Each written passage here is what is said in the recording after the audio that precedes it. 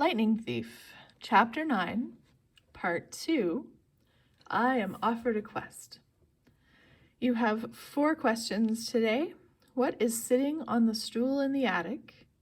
Who would have the most to gain from a war between Zeus and Poseidon? Where is the entrance to the Underworld? Who else is going on the quest with Percy and Grover? 4 flights up, the stairs ended under a green trapdoor. I pulled the cord. The door swung down, and a wooden ladder clattered into place. The warm air from above smelled like mildew and rotten wood and something else, a smell I remembered from biology class. Reptiles, the smell of snakes. I held my breath and climbed. The attic was filled with Greek hero junk, armor stands covered in cobwebs, once bright shields pitted with rust, old leather steamer trunks plastered with stickers saying Ithaca, Circe's Isle, and Land of the Amazons. One long table was stacked with glass jars filled with pickled things, severed hairy claws, huge yellow eyes, various other parts of monsters. A dusty mounted trophy on the wall looked like a giant snake's head, but with horns and a full set of shark's teeth. The plaque read, Hydra Head No. 1, Woodstock, New York, 1969. By the window, sitting on a wooden tripod stool, was the most gruesome memento of all, a mummy.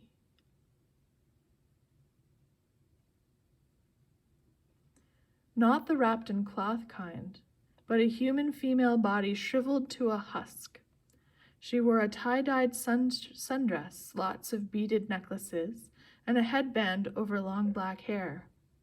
The skin of her face was thin and leathery over her skull, and her eyes were glassy white slits, as if the real eyes had been replaced by marbles. She'd been dead a long, long time. Looking at her sent chills up my back, and that was before she sat up on her stool and opened her mouth. A green mist poured from the mummy's mouth, coiling over the floor in thick tendrils, hissing like 20,000 snakes. I stumbled over myself trying to get to the trap door, but it slammed shut. Inside my head, I heard a voice, slithering into one ear and coiling around my brain. I am the spirit of Delphi, speaker of the prophecies of Phoebus Apollo, slayer of the mighty python. Approach, seeker, and ask. I wanted to say, no thanks, wrong door, just looking for the bathroom. But I forced myself to take a deep breath. The mummy wasn't alive. She was some kind of gruesome receptacle for something else, the power that was now swirling around me in the green mist. But its presence didn't feel evil, like my demonic math teacher, Mrs. Dodds, or the Minotaur. It felt more like the 3 fates I'd seen knitting the yarn outside on the highway fruit stand. Ancient, powerful, definitely not human, but not particularly interested in killing me either. I got up the courage to ask, what is my destiny? The mist swirled more thickly, collecting right in front of me and around the table with the pickled monster part jars. Suddenly, there were 4 men sitting around the table playing cards. Their faces became clearer. It was Smelly Gabe and his buddies. My fists clenched, though I knew this poker party couldn't be real. It was an illusion, made out of mist. Gabe turned toward me and spoke in the rasping voice of the oracle. You shall go west and face the god who has turned. His buddy on the right looked up and said in the same voice, You shall find what was stolen and see it safely returned. The guy on the left threw in 2 poker chips, then said, You shall be betrayed by one who calls you a friend. Finally, Edding, our building superintendent, delivered the worst line of all. And you shall fail to save what matters most in the end. The figures began to dissolve. At first I was too stunned to say anything, but as the mist retreated, coiling into a huge green serpent and slithering back into the mouth of the mummy, I cried, "Wait! What do you mean? What friend? What will I fail to save?" The tail of the mist snake disappeared into the mummy's mouth. She reclined back against the wall. Her mouth closed tight, as if it hadn't been open in 100 years. The attic was silent again, abandoned, nothing but a room full of mementos. I got the feeling I could stand here until I had cobwebs too, and I wouldn't learn anything else. My audience with the oracle was over. "Well?" Chiron asked me. I slumped into a chair at the pinochle table. "She said I would retrieve what was stolen." Grover sat forward, chewing excitedly on the remains of a Diet Coke can. "That's great!" "What did the oracle say exactly?" Chiron pressed. "This is important." My ears were still ringing from the reptilian voice. She said I would go west and face a god who had turned. I would retrieve what was stolen and see it safely returned. "I knew it," Grover said. Chiron didn't look satisfied. "Anything else?" I didn't want to tell him. What friend would betray me? I didn't have that many. And the last line, I would fail to save what mattered most. What kind of oracle would send me on a quest and tell me, "Oh, by the way, you'll fail"? How could I confess that? "No," I said, "that's about it." He studied my face. "Very well, Percy, but know this. The oracle's words often have double meanings. Don't dwell on them too much. The truth is not always clear until events come to pass." I got the feeling he knew I was holding back something bad, and he was trying to make me feel better. "Okay," I said, anxious to change topics. "So where do I go? Who's this god in the west?" "Think, Percy," Chiron said. "If Zeus and Poseidon weaken each other in a war, who stands to gain?" "Somebody else who wants to take over?" I guessed. "Yes, quite.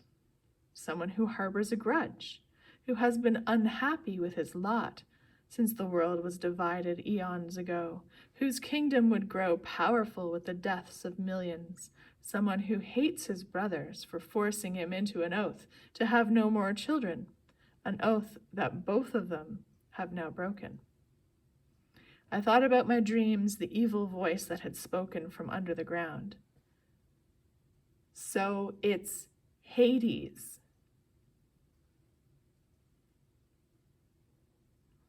Chiron nodded. "The Lord of the Dead is the only possibility." A scrap of aluminum dribbled out of Grover's mouth. "Whoa! Wait, what?" "A Fury came after Percy," Chiron reminded him. "She watched the young man until she was sure of his identity, then tried to kill him. Furies only obey one lord, Hades." "Yes, but Hades hates all heroes," Grover protested, "especially if he found out Percy is a son of Poseidon." "A hellhound got into the forest," Chiron continued. "Those can only be summoned from the fields of punishment, and it had to be summoned by someone within the camp. Hades must have a spy here. He must suspect Poseidon will try to use Percy to clear his name. Hades would very much like to kill this young half-blood before he can take on the quest." "Great," I muttered. "That's two major gods who want to kill me." "But a quest to..." Grover swallowed. "I mean, couldn't the Master Bolt be in some place like Maine? Maine's very nice this time of year." "Hades sent a minion to steal the Master Bolt," Chiron insisted. "He hid it in the Underworld, knowing full well that Zeus would blame Poseidon. I don't pretend to understand the Lord of the Dead's motives perfectly, or why he chose this time to start a war, but one thing is certain. Percy must go to the Underworld, find the Master Bolt, and reveal the truth." A strange fire burned in my stomach. The weirdest thing was, it wasn't fear. It was anticipation. the desire for revenge. Hades had tried to kill me 3 times so far, with the Fury, the Minotaur, and the Hellhound. It was his fault my mother had disappeared in a flash of light. Now he was trying to frame me and my dad for a theft we hadn't committed. I was ready to take him on. Besides, if my mother was in the underworld... Whoa, boy, said a small part of my brain that was still sane. You're a kid. Hades is a god. Grover was trembling. He started eating pinochle cards like potato chips. The poor guy needed to complete a quest with me so he could get his searcher's license, whatever that was. But how could I ask him to do this quest, especially when the oracle said I was destined to fail? This was suicide. Look, if we know it's Hades, I told Chiron, why can't we just tell the other gods? Zeus or Poseidon could go down to the underworld and bust some heads. Suspecting and knowing are not the same, Chiron said. Besides, even if the other gods suspect Hades, and I imagine Poseidon does, they couldn't retrieve the bolt themselves. Gods cannot cross each other's territories except by invitation. That is another ancient rule. Heroes, on the other hand, have certain privileges. They can go anywhere, challenge anyone, as long as they're bold enough and strong enough to do it. No god can be held responsible for a hero's actions. Why do you think the gods always operate through humans? You're saying I'm being used? I'm saying it's no accident Poseidon has claimed you now. It's a very risky gamble, but he's in a desperate situation. He needs you. My dad needs me. Emotions rolled around inside me like bits of glass in a kaleidoscope. I didn't know whether to feel resentful or grateful or happy or angry. Poseidon had ignored me for 12 years. Now suddenly he needed me? I looked at Chiron. You've known I was Poseidon's son all along, haven't you? I had my suspicions. As I said, I've spoken to the oracle too. I got the feeling there was a lot he wasn't telling me about his prophecy, but I decided I couldn't worry about that right now. After all, I was holding back information too. So, let me get this straight, I said. I'm supposed to go to the underworld and confront the Lord of the Dead. Check, Chiron said. Find the most powerful weapon in the universe. Check. And get it back to Olympus before the summer solstice in 10 days. That's about right. I looked at Grover, who gulped down the ace of hearts. Did I mention that Maine is very nice this time of year? He asked weakly. You don't have to go, I told him. I can't ask that of you. Oh, he shifted his hooves. No, it's just that satyrs and underground places, well... He took a deep breath and stood, brushing the shredded cards and aluminum bits off his t-shirt. You saved my life, Percy. If you're serious about wanting me along, I won't let you down.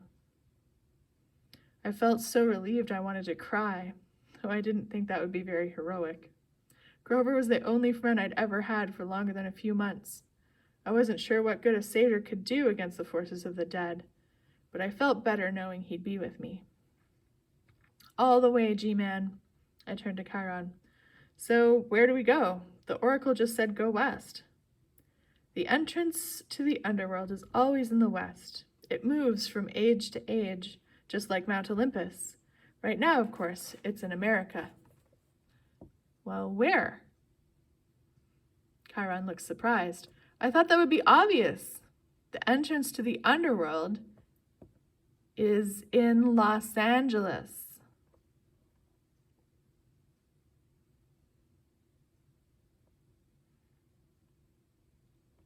Oh, I said, naturally. So we just get on a plane. No, Grover shrieked. Percy, what are you thinking? Have you ever been on a plane in your life? I shook my head, feeling embarrassed. My mama had never taken me anywhere by plane. She always said we didn't have the money. Besides, her parents had died in a plane crash. Percy, think, Chiron said. You are the son of the sea god. Your father's bitterest rival is Zeus, Lord of the Sky. Your mother knew better than to trust you in an airplane. You would have been in Zeus's domain. You would never have come down alive. Overhead, lightning crackled, thunder boomed. Okay, I said, determined not to look at the storm. So I'll travel overland. That's right, Chiron said. 2 companions may accompany you. Grover is one. The other has already volunteered, if you will accept her help. Gee, I said, feigning surprise. Who else would be stupid enough to volunteer for a quest like this? The air shimmered behind Chiron. Annabeth became visible, stuffing her Yankees cap into her back pocket. I've been waiting a long time for a quest, Seaweed Brain, she said. Athena is no fan of Poseidon, but if you're going to save the world, I'm the best person to keep you from messing it up. If you do say so yourself, I said. I suppose you have a plan, wise girl? Her cheeks colored. Do you want my help or not? The truth was I did. I needed all the help I could get. A trio, I said. Me, Grover, and Annabeth. That'll work. Excellent, Chiron said. This afternoon, we can take you as far as the bus terminal in Manhattan. After that, you're on your own. Lightning flashed. Rain poured down on the meadows that were never supposed to have violent weather. No time to waste, Chiron said. I think you should all get packing.